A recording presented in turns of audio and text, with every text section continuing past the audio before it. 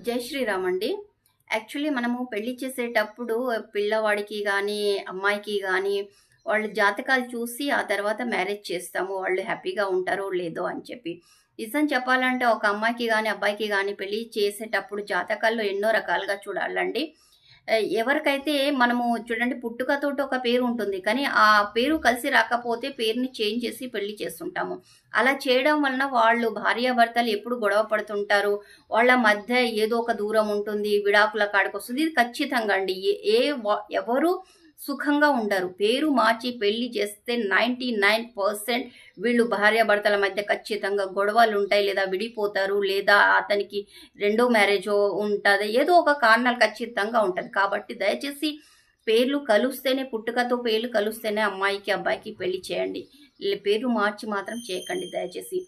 రెండోది పెళ్లిళ్ళు చేసేటప్పుడు మీరు జాతకం చూసేటప్పుడు అబ్బాయి, అమ్మాయి పేర్లు కూడా చూడండి. అబ్బాయి, అమ్మాయి పేరుతో కూడా మనం తెలుసుకోవచ్చు వాళ్ళిద్దరి మధ్య ప్రేమ ఎంత పర్సెంట్ ఉంది అని.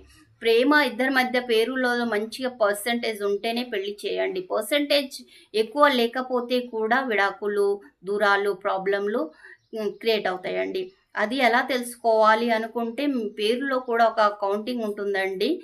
న్యూమరాలజీ ప్రకారం అలా చూసుకొని వాళ్ళ పెళ్లిళ్ళు చేయండి. చాలా కారణాలు ఉంటాయి. జస్ట్ మీరు ఏదో ఈ కాలంలో